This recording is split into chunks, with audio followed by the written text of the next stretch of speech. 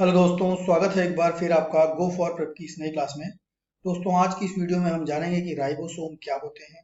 इसके अलावा हम ये भी जानेंगे कि राइबोसोम की खोज किसने की थी, इसकी विशेषताएं क्या क्या हैं, ये कितने प्रकार के होते हैं और इनके कार्य क्या क्या होते हैं। तो चलिए दोस्तों शुरू करते हैं। चलिए सबसे पहले जानते हैं कि राइबोसोम की खोज किसने की थी। दोस्तों, राइबोसोम को सभी कोशिकाओं के लिए प्रोटीन निर्माता के रूप में जाना जाता है, अर्थात ये प्रोटीन का निर्माण करता है। शोधकर्ता जॉर्ज पलाडे ने वर्ष 1955 में पहली बार राइबोसोम की खोज की थी। अगर आपसे पूछा जाए कि राइबोसोम की खोज कब और किसने की थी, तो इसका उत्तर होगा जॉर्ज पलाडे ने वर्ष 1955 में। दोस्तों, उनकी इस खोज के कारण उन्हें नोबेल पुरस्कार से सम्मानित किया गया था। चलिए दोस्तों, हम जानते हैं कि राइबोसोम असल में होते क्या हैं। दोस्तों, राइबोसोम कोशिकांग होते हैं, अर्थात कोशिका के अंग होते हैं, जो कोशिका के कोशिका द्रव्य में व्यवस्थित होते हैं। ये कहाँ पाए जाते हैं? कोशिका द्रव्य में। यह यूकैरियोटिक और प्रोकैरियोटिक दोनों प्रकार की कोशिकाओं में उपस्थित होते हैं, अर्थात यह सभी प्रकार की कोशिकाओं में प्रचुर मात्रा में उपस्थित होते हैं। दोस्तों, राइबोसोम लाल रक्त कणिकाओं में बहुत कम मात्रा में उपस्थित होते हैं। चलिए दोस्तों, जानते हैं कि राइबोसोम की विशेषताएं क्या क्या होती हैं। तो दोस्तों, राइबोसोम आकार में गोलाकार होते हैं।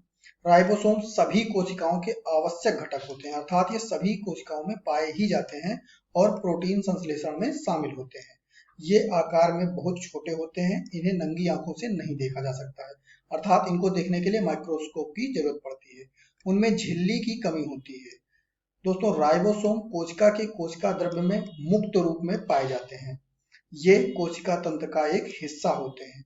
राइबोसोम की जो संरचना होती हो वो राइबोसोमल आरएनए, जिसको कि आरआरएनए कहा जाता है, उस पर आधारित होती है। चलिए अब जानते हैं कि राइबोसोम कितने प्रकार के होते हैं। दोस्तों, राइबोसोम विभिन्न प्रकार के होते हैं, जो उनकी व्यवस्था और कोशिका के प्रकार पर निर्भर करते हैं, अर्थात ये कौन से प्रकार के होते हैं या इस पर निर्भर करता है कि वह किस प्रकार की कोशिका में पाए जाते हैं।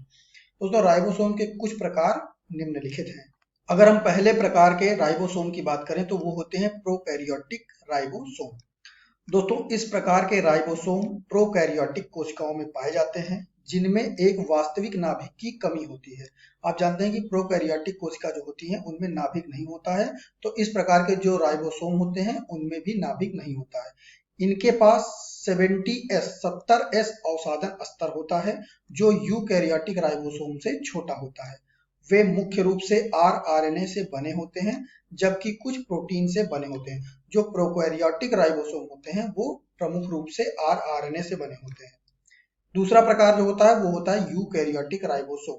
दोस्तों, ये यूकैरियोटिक कोशिकाओं यानी नाभिक वाली कोशिकाओं में पाए जाने वाले राइबोसोम हैं। इनके पास प्रोकैरियोटिक राइबोसोम की तुलना में उच्च अवसादन स्तर होता है, जो कि 80s है, जबकि प्रोकैरियोटिक में इनका अवसादन स्तर कितना होता है? 70s।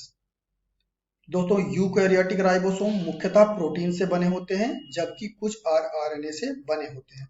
ये प्रोकैरियोटिक राइबोसोम से आकार में बड़े होते हैं। चलिए दोस्तों, अब जानते हैं कि राइबोसोम के प्रमुख कार्य क्या क्या हैं। दोस्तों, राइबोसोम एक सार्वभौमिक जैविक तंत्र होने के नाते सभी जीवों की कोशिकाओं में प्रोटीन संश्लेषण की प्रक्रिया की मध्यस्थता के लिए जिम्मेदार होते हैं। ये कोशिका के आनुवंशिक नियंत्रण में शामिल होते हैं। राइबोसोम आरएनए से जानकारी प्राप्त करते हैं, उन्हें समझते हैं और उनको पढ़ते हैं। वे इस जानकारी को एक एमिनो एसिड अनुक्रम में अनुवादित करते हैं। दोस्तों, कुछ अंग बड़ी मात्रा में प्रोटीन का उत्पादन करते हैं, इसलिए उनके ऊतकों की कोशिकाओं में कई राइबोसोम होते हैं, जैसे कि अग्नाशय। अग्नाशय क्या करता है? इंसुलिन का उत्पादन करता है, और इनमें जो राइबोसोम होता है वो बहुत बड़ा होता है। इसके अलावा जीवों को अपना कार्य करने के लिए राइबोसोम की उचित गतिविधि आवश्यक होती है। चलिए दोस्तों, अब जानते हैं कि राइबोसोम की संरचना कैसी होती है। दोस्तों, राइबोसोम छोटी कोशिकीय संरचनाएं हैं। ये 29 से 32 नैनोमीटर तक हो सकते हैं। ये गोल और घने होते हैं।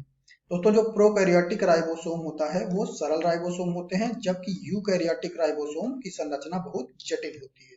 दोस्तों, हम आशा करते हैं कि यह वीडियो आपको पसंद आया होगा, और हम आईएएस एसएससी बैंक से रिलेटेड बहुत सारे क्वेश्चंस और आंसर्स अपने यूट्यूब चैनल पर अपलोड कर रहे हैं।